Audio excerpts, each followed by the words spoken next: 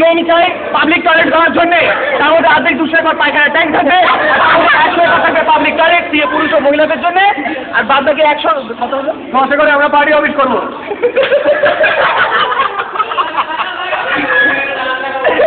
এদিকে দুটো নীল চলে মানে একাই চলে। কেউ বলে জিন্দাবাদ, জিন্দাবাদ, জিন্দাবাদ,